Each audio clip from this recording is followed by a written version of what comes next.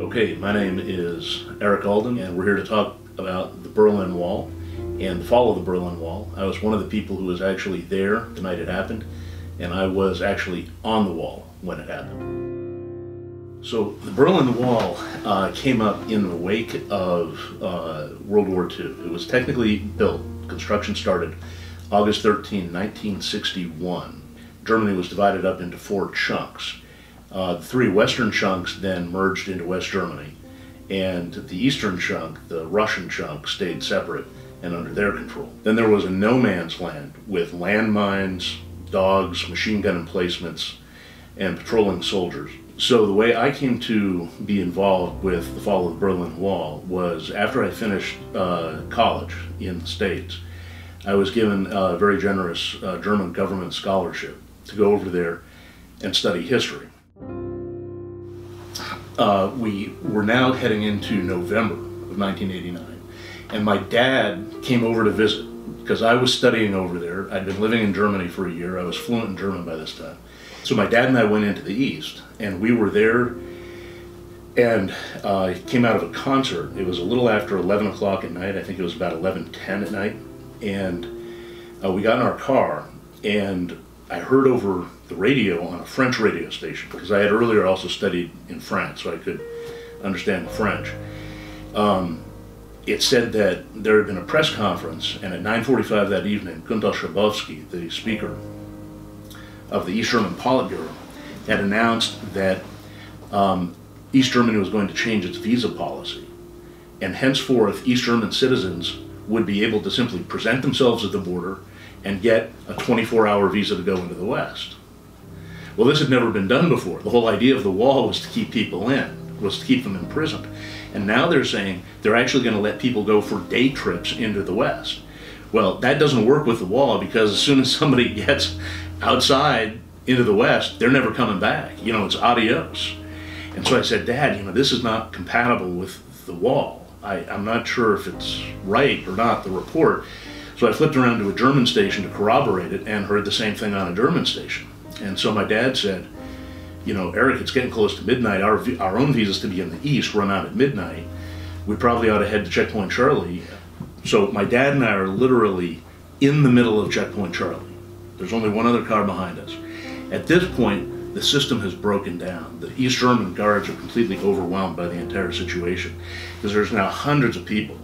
East German soldiers were holding, locked, arm to arm, shoulder to shoulder like this, holding back the crowd from the West so they wouldn't push into the checkpoint. It was literally, you knew what was going on, and we were literally in the middle of it. And then we heard this yell go up from the eastern side, and my dad said, Eric, get the camera. Thing is, you're inside an East German military facility. You don't just start shooting pictures, or they're just going to shoot you with guns, right?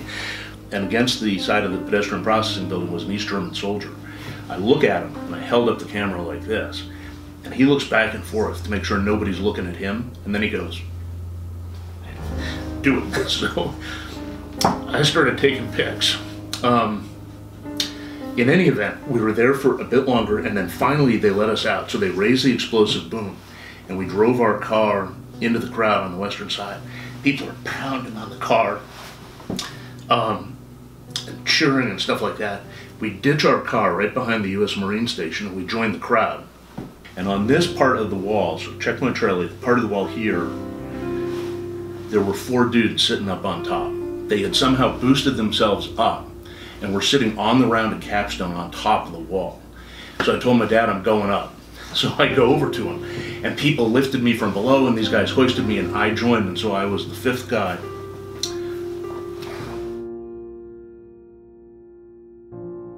We were on top of the wall, looking down in, and there were 4 German soldiers, East German soldiers, in that no man's land, looking back up at us. We're looking down at them.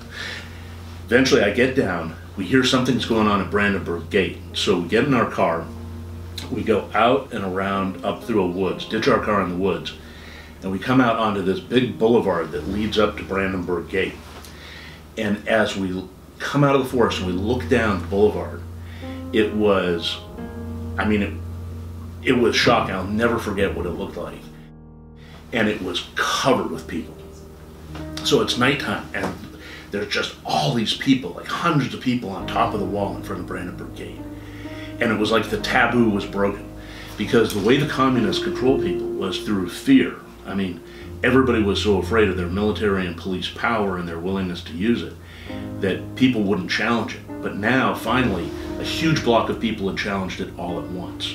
So I told my dad I'm going in. So I dropped down, I walk under the gate, come back up on the wall, start pulling people out of the east again. And 2 days later, I became a translator for CBS News. So in terms of the big lessons of the Berlin Wall and the opening of it and that entire period of time, I witnessed, by having been behind the Iron Curtain many times before the wall fell. I'd been over a lot. And then the events of that night, people cannot be happy if they're not free.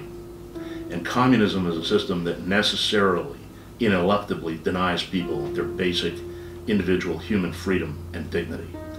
And it was an evil system. It was a police state. And it is to the eternal benefit of the world that that system has collapsed.